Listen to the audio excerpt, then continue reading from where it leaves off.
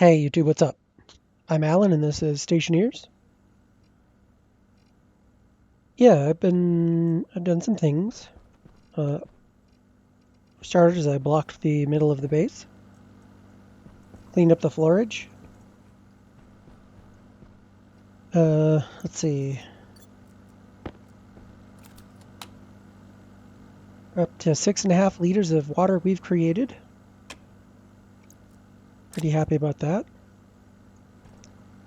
I've done a bit more gardening. In fact, oh, not quite. Let's see, I think I was waiting for one more to go to seed, yeah. So I'll take care of those in a few minutes. I finished, well, actually, I think I want to move this one down here now that I have space. So I'm not quite done with the O2 sensor, or sorry, O2, the filtration. But inside we have oxygen, water, nitrogen, carbon dioxide. And then I thought I would try something, well, I mean, to say different is not right because I've never tried it before. But, well, whatever. I connected these three storages with heat exchangers. And then this one goes outside to another heat exchanger. So basically the temperature of the CO2 will hopefully cascade through the other gases. And I have this one controlling a valve out there that connects that upper heat exchanger to the cold network over there. And then I did the same thing outside. So this heat exchanger was here. It connected the O2 and the volatiles. But I added another one to connect to the nitrous filter that I've added, and then connected it to the pollutant filter. And then there's another heat exchanger up top there. And the pollutant controls another valve that connects that heat exchanger to the cold sink. I don't know how well it works or not yet. Still new. I guess, oh, looks like I still need a chip here. Have one there. Have one there. I still need chips on a couple of these. I'm just running the Cowser Evil script that he wrote for parallel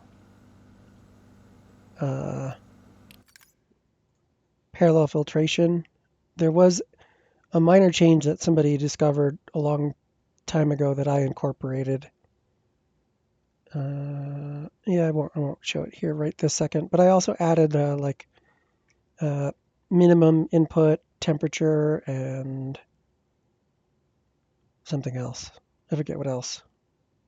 Some other things. Oh, it's actually not in this particular one. It's on the water filtration. He didn't have the hashes for the water filters in it, so I added those. How are we doing over here?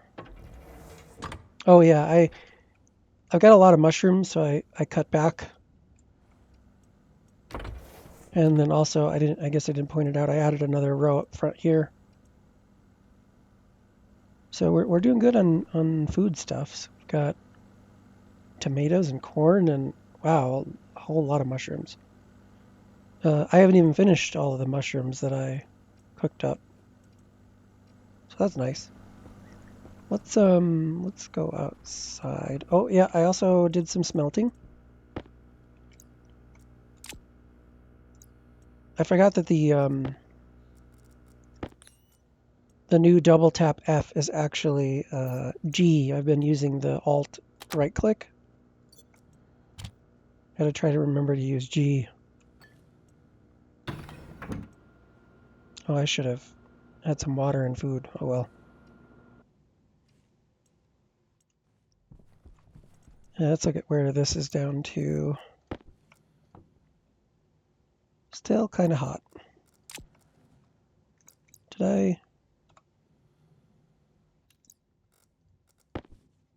Okay, I did turn that off.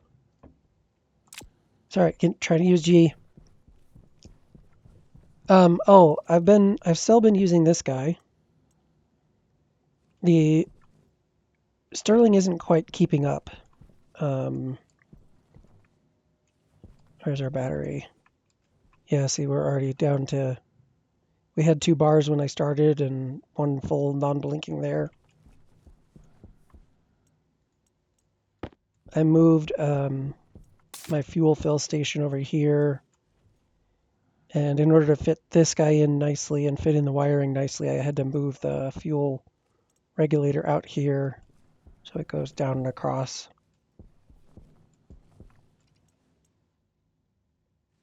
Close enough. I had a bug in the logic. So I ended up with, hey, come on, show me the pipe.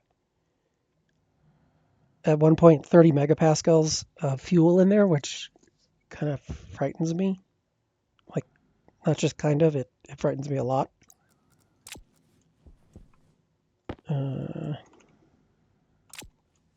I just got done saying the button is G and I just hit double F.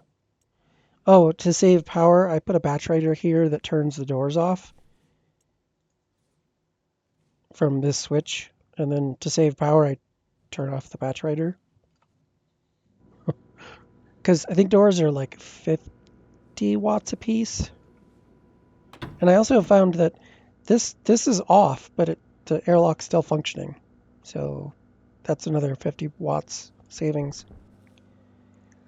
Oh, look, we're probably about to cycle on. 10 degrees. Yeah, there we go. So yeah, like hydration critical. I get this is the second cycle probably because the first cycle gets like 8 to 6 kilowatts or so, and then the second one is like 3 down to a couple hundred megawatts, or sorry, a couple hundred watts. In fact, yeah, this time it's probably going to go down to the lower end of the cool temperature and then start draining. But I need to speed up the cycle time. I tried putting a volume pump in here to push the gases outside. That didn't really seem to help. One of the problems we have is we get a lot of heat off of the combustor when it starts making H2O, and that runs the temperature up in here. Yeah, see, we're draining now. So I tried, let's hook up a regulator and feed it slower to see if that affected the output temperature and the amount of heat that it's wasting. Didn't change anything. So what I think I want to do is move this outside. And then I also want to put a one-way valve between this and this hot pipe so that we don't lose heat going back into there and radiating out. I don't know if that's actually happening, but I'm willing to spend a valve on it. So, yeah, oh, I can show you that.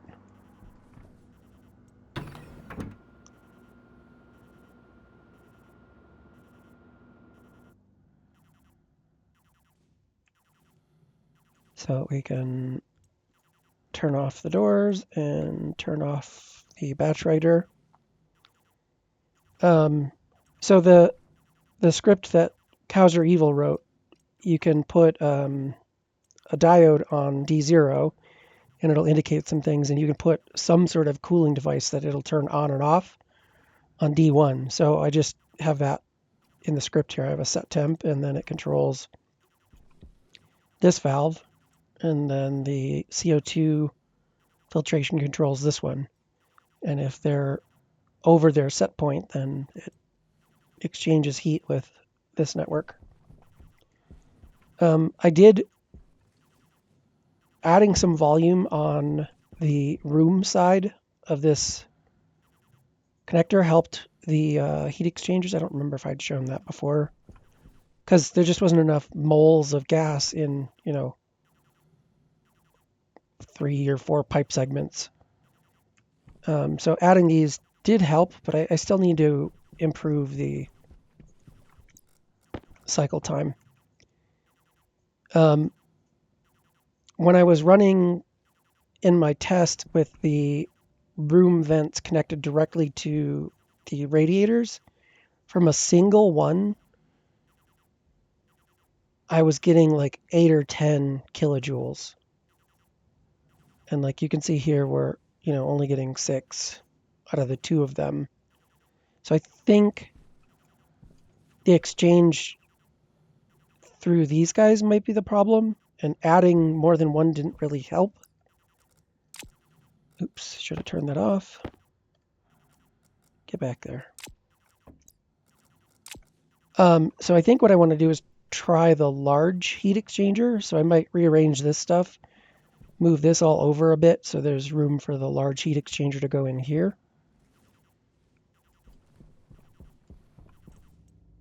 Things and stuff.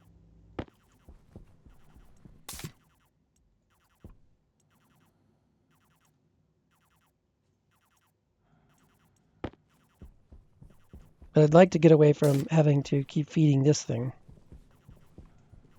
Yeah, you see I've got some more materials.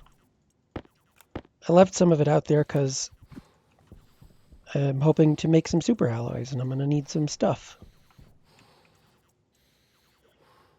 So I'll deal with health and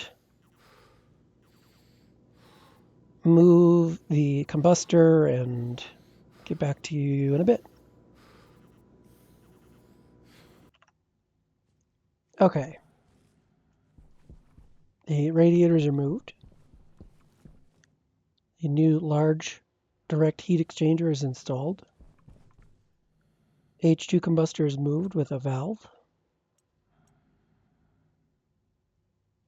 In theory, if I turn it on, it will do nothing since the doors... Oh, I didn't set the...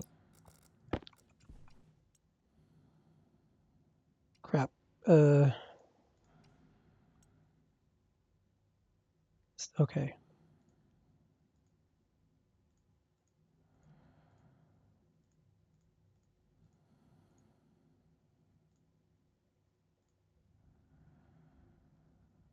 What the hell did I call it? Room gas sensor. And then this one is the pipe analyzer.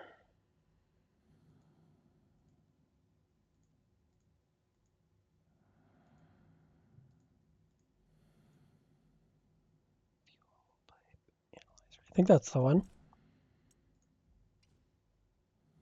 Okay, you're idle. That's good. It's a good start. You're off.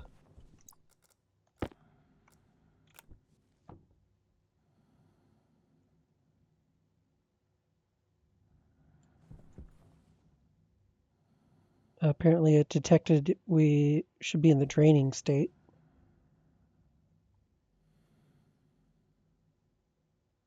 Oh, that's another thing. So look at, there's a liter and a bit of water in there, but it's too hot.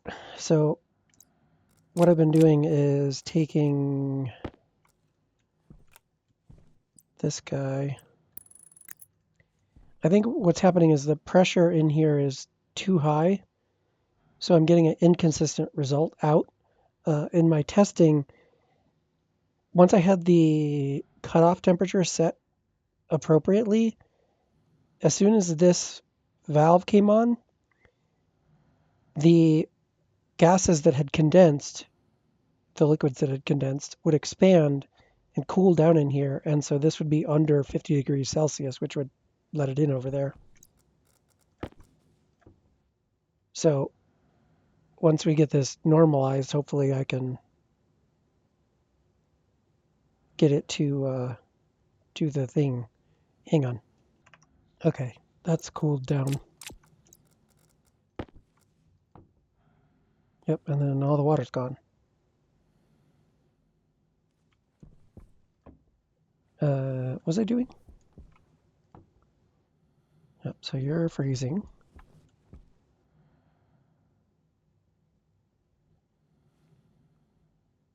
Also freezing.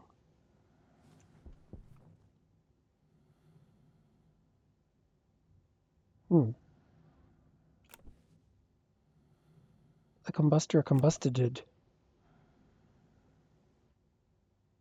Oh, maybe when it first turned on?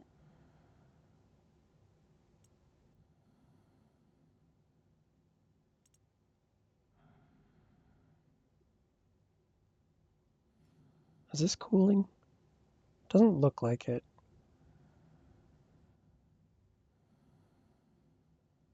All right. Well, here goes something.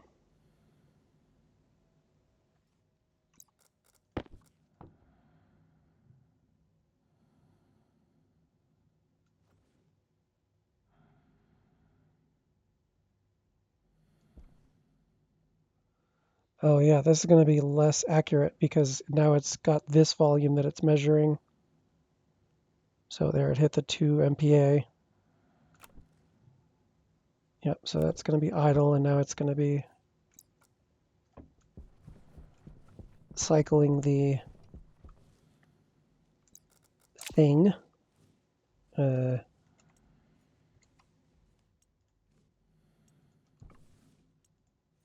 me in.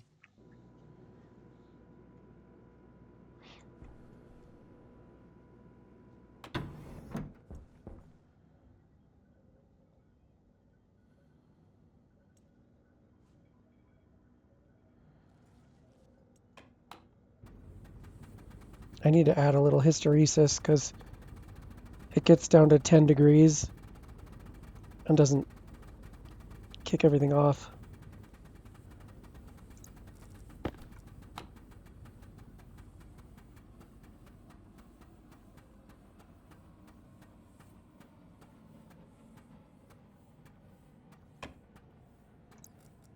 To deal with that, having the water come out cooler, let's adjust this.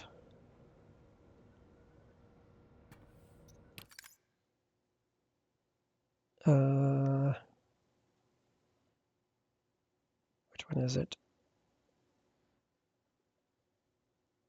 This one. 3, we'll go down to, we'll just go 10 degrees at a time. Wait a second. Did I just go the wrong way? Yeah, I went the wrong way.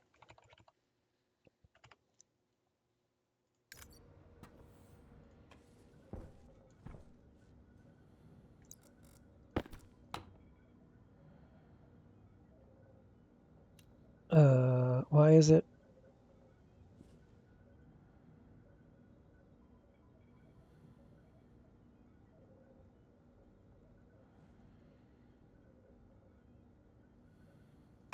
Well, okay.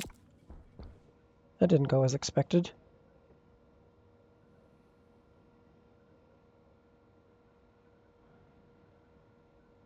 It's probably just because I changed it mid-cycle.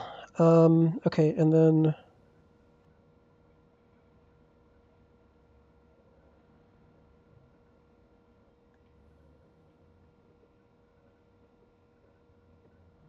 generating, filling.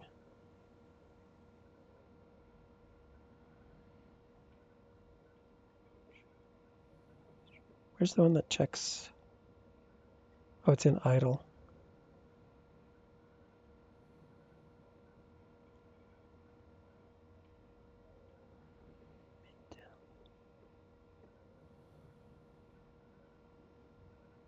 So B GE, would that be?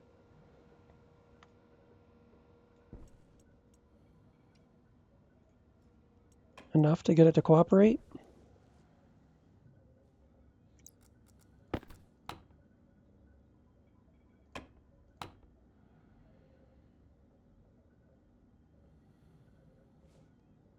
Oh no, that's not draining.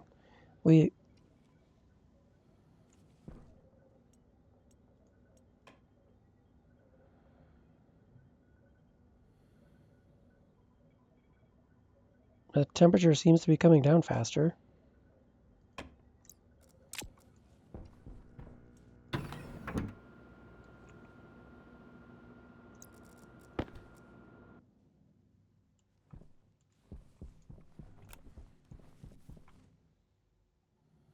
There we go.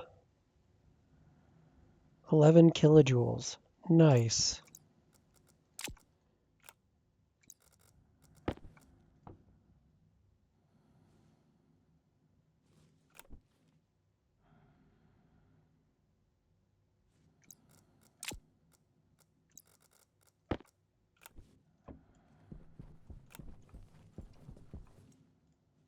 Let me in.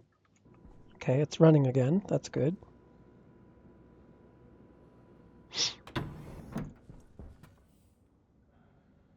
Squeezing the last little bit of power out.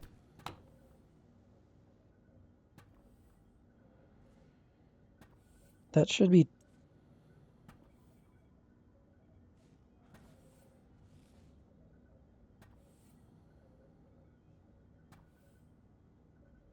Why isn't that training?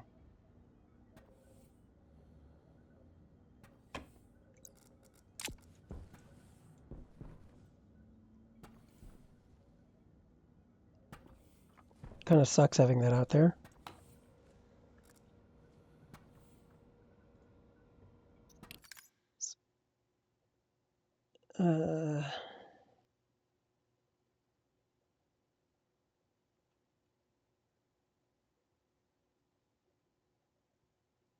I need to see what's going on. Right, you keep doing your thing. I'll be right back. Okay, I added a display so I can see what mode it's in. Now I don't remember what mode 2 is.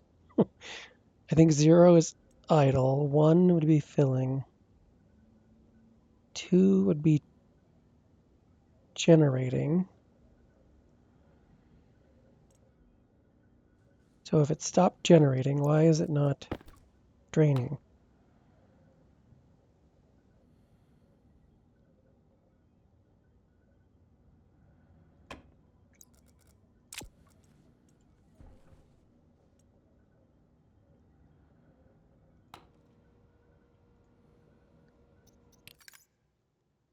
I think that's what they were. Generating, yeah, so okay.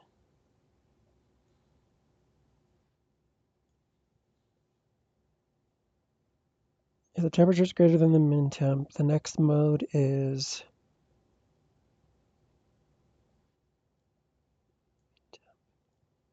Oops.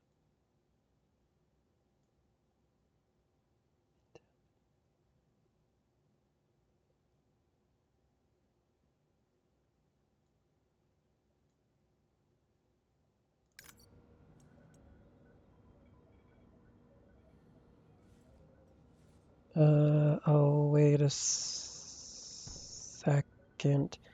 That one-way valve is the problem. It's still too hot.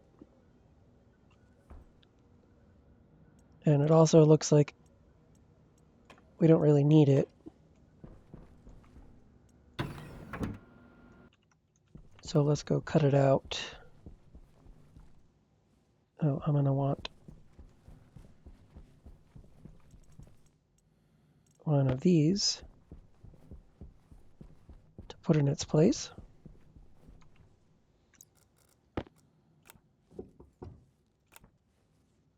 Actually, why don't I confirm that theory first? Yep. Yep.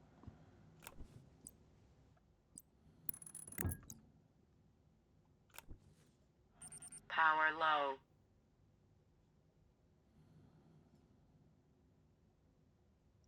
Yeah, it looks like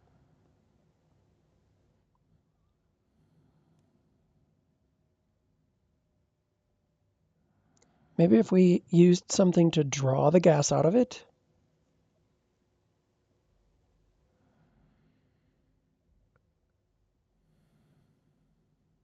But then I'd need another sensor on the other side of it so I could see what the hot gas temperature is. Decisions.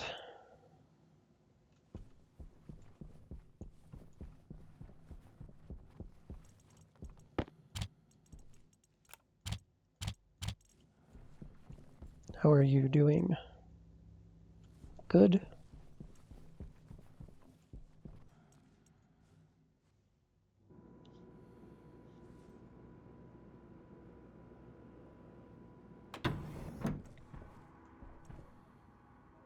That sounds like it's filling.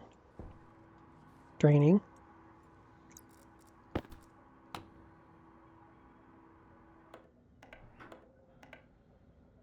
Hydration critical. Now it's filling. Good.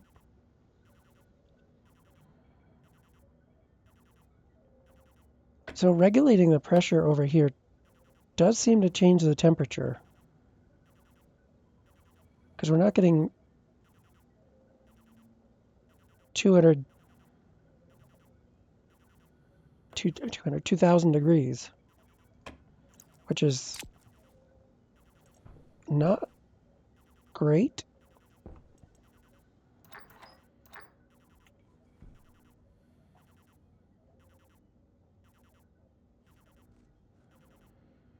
What are we waiting for?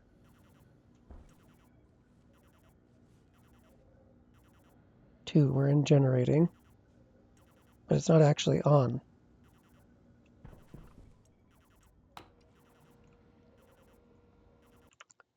So I think we're here. We're not below the low temp. Stop it. Stop it.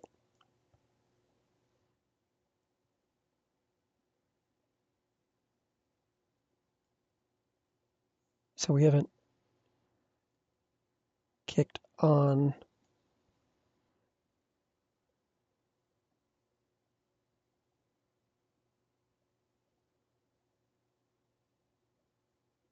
Too many temps. Max, high, low.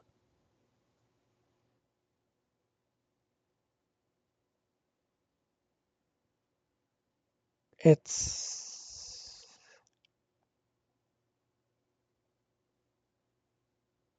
okay. I'll have to mess with it, but to kickstart it, you can probably, yeah.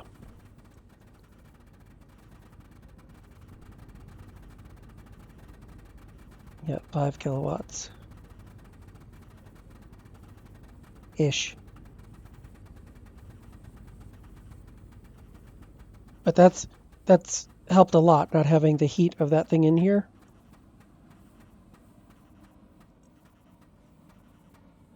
Okay, yep, we hit our 30 degrees. And we're waiting for the temperature to come down.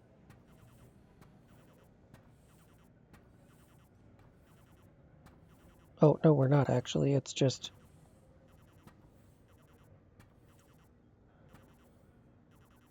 running really slow.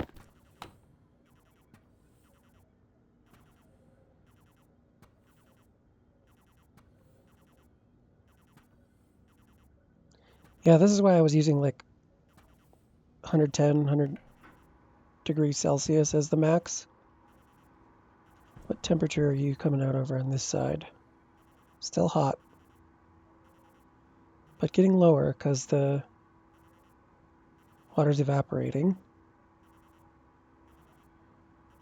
It must have gotten under 50 degrees because there's very little water in there.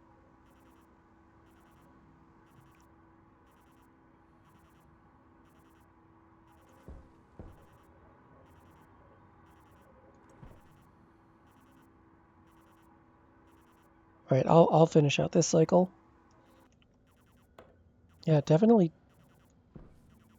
increase the cycle rate, decrease the cycle time. And going up to 500 kPa seems to have raised our temp a bit.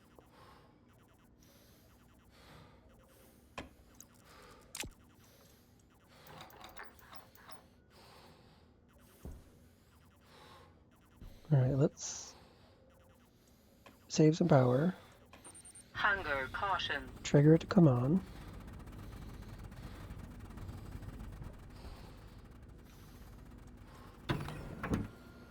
It definitely got cool enough in there to for the water to condense and get filtered out, so that's cool.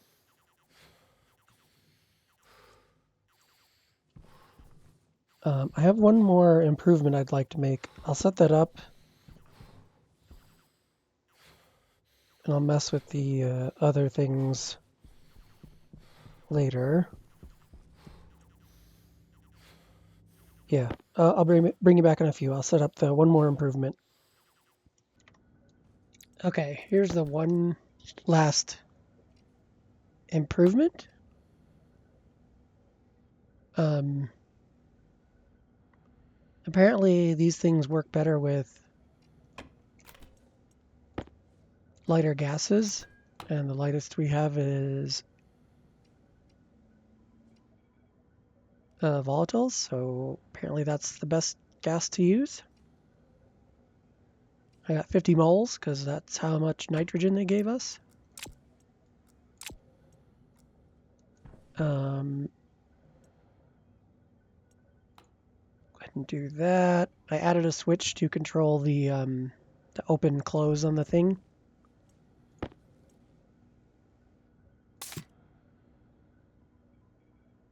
Okay, didn't explode yet.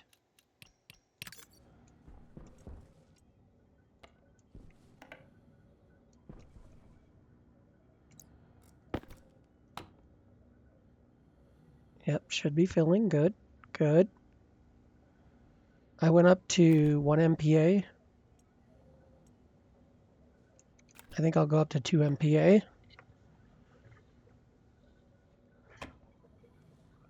Oh, I still got to trick it into starting.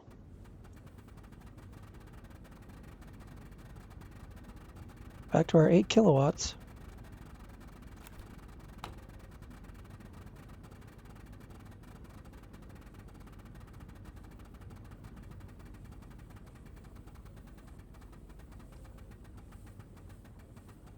I wonder, does it work better if you have more gas? And does it work better with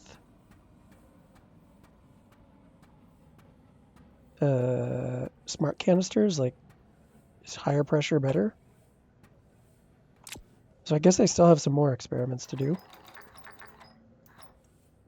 Okay, let's try 1500.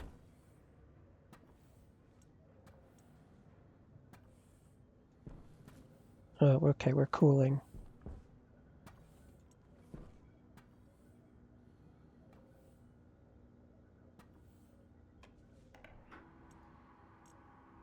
Nope, now we're draining.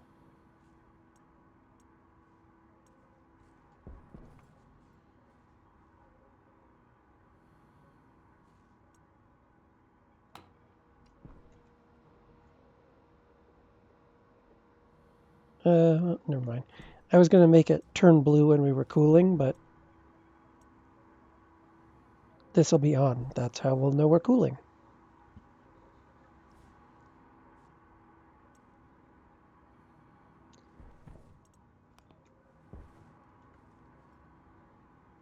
Hang on. Okay, I let it finish another cycle.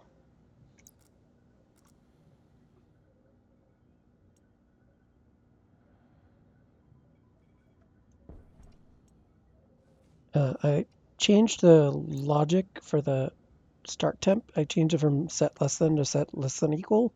It probably won't be enough, but oh, maybe it is. Because we went straight into filling mode.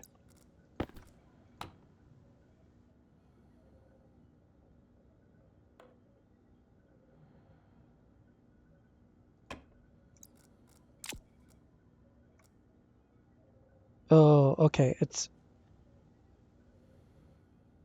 the change from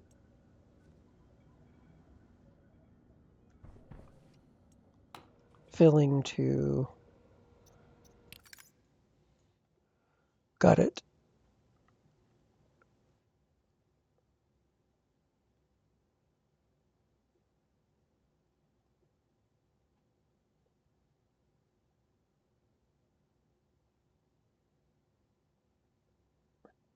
So select mode.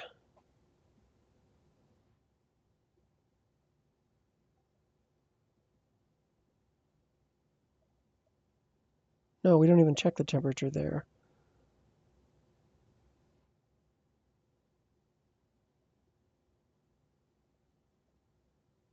this is greater than...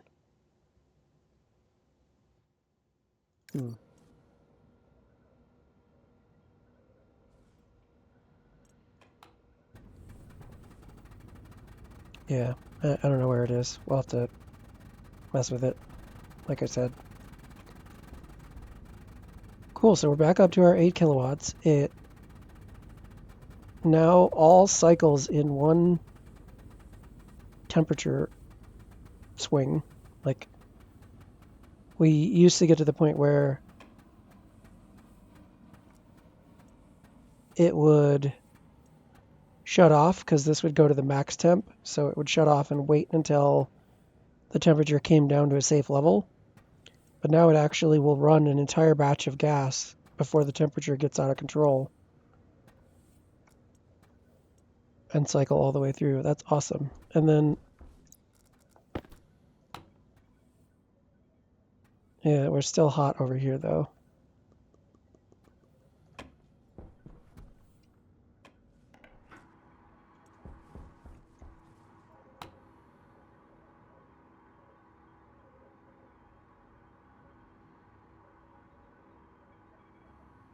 Why is the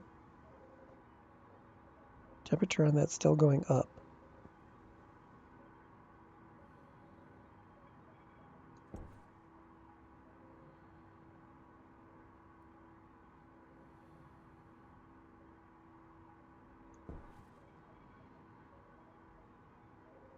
Now it's going down. Phase change is weird. Oh, I left the computer on. So let's change this again. Let's go a little bit lower.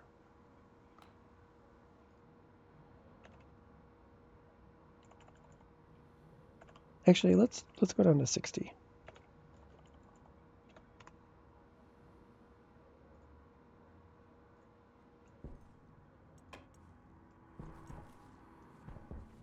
And we should be in mode 3. Yep.